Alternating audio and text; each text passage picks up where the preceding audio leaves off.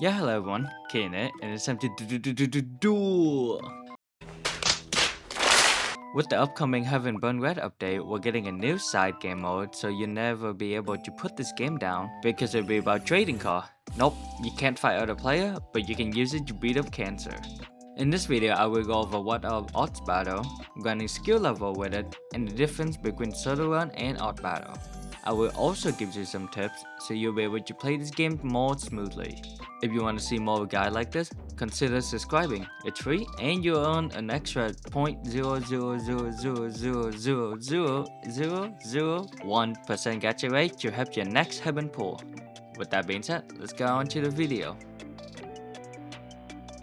Odds Battle is an additional game mode that consists of using character odds score in order to gain buff to clear a wave of enemy and get that high score.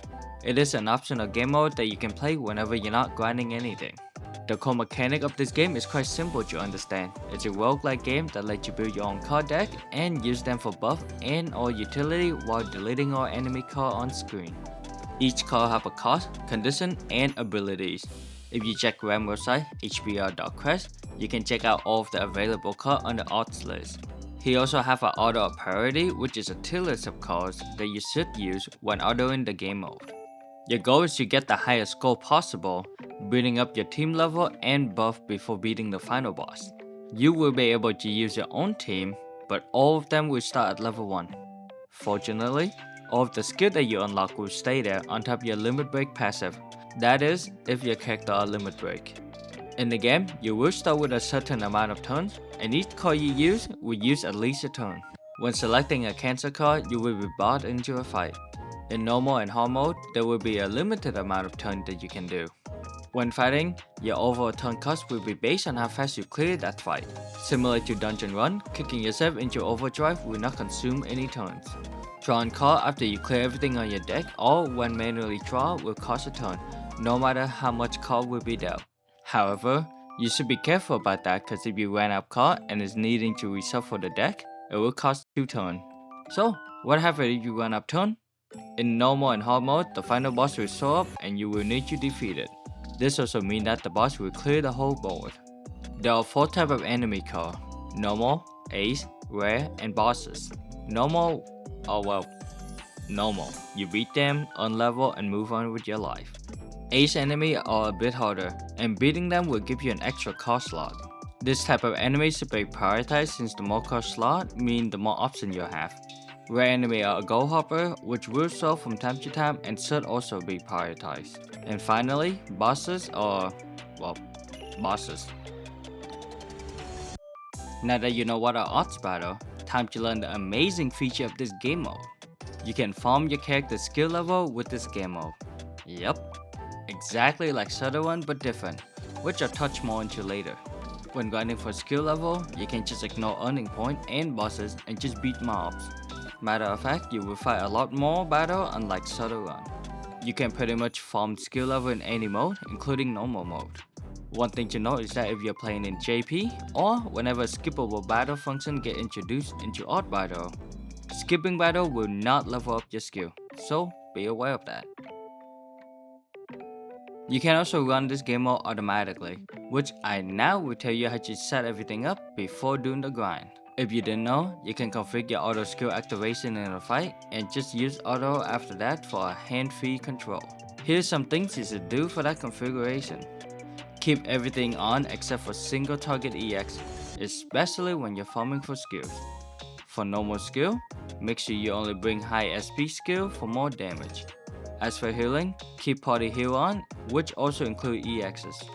You should also set your auto to activate when it's OD1 or higher. Waiting for OD2 may waste your turn in a fight, so let's just keep it OD1. Not only that, in the game mode itself, there's also a bunch of settings you should be aware of. Since this is JP, I'll do a rough translation and tell you to keep which setting should be on or off. With the setting, you will run everything on auto until you finish. The first section is auto selection card. Whenever a rare, ace, or boss enemy card appear, auto card selection will stop depending on what switch you have on. If you're playing in endless mode, turning on deactivate auto when boss enemy appear allows you to skip it and move on to normal enemies instead. Remember, the point is to beat easy enemies you level up, not to spend time beating bosses. The second section is autoing the fight. This allows you to set what type of auto is going to be used if a certain enemy is selected. If you haven't used auto before, which I really doubt, here's a quick rundown. Off is off. Normal is all skill gonna be used except for EX, and full mean everything you have will be used. For normal enemies, you should keep it as normal so you don't waste EXs. For rare enemy, you should turn off auto and manually play so you're not wasting the opportunity to beat up Gold Scuttle. For ace enemy, you should keep auto as full since they are a bit more difficult and you want to ensure beating them. For boss enemies, well, it's up to you if you want to have it on auto or manually play the game. Now that you know odds battle is a good way to farm skill level, I should tell you the difference between odds battle and Shuttle, so you can choose how to level up based on your preference. That being said, they're both good. Odds battle can be played parallel with AFK farm.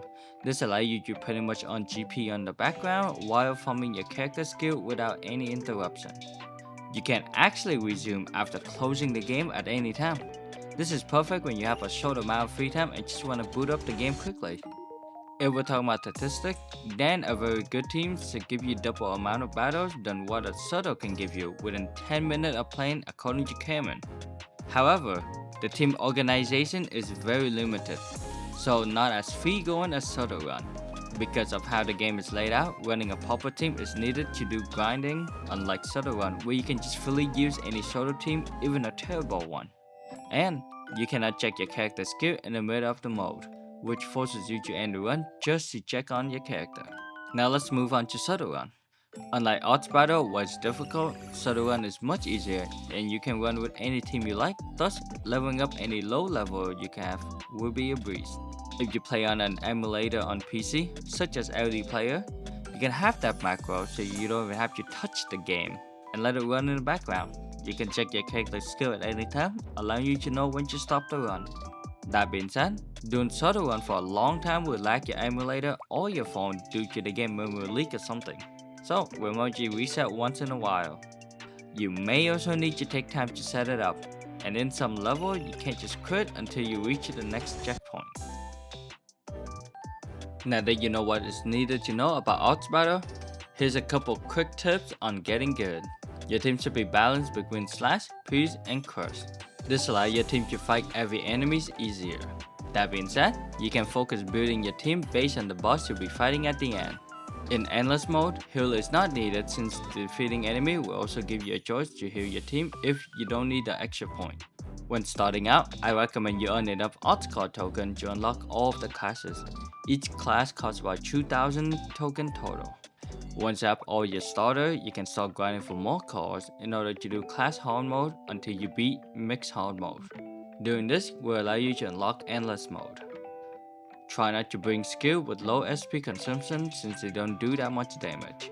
You should also focus on bringing AoE skill since you'll be fighting a lot of mobs while grinding. I also recommend using all of the card available on screen so that you're not wasting time replacing card when you could have continue. Gold Hopper is a priority since they give you quite a lot of EXP, which also helps with your character level in a fight. Hopefully this guide helped you become the greatest trading card player that ever lived. You don't have to play this game mode since it's a side game mode that you can play, but I still recommend you try it anyway because why not? If you have any question or concern, do mention them down below in the description. You can also join of the Discord server that I'm in. Link will be in the description. With that being said, thank you everyone for watching. If you liked the video, like and subscribe. If you don't, you know what to do, and I will see y'all later.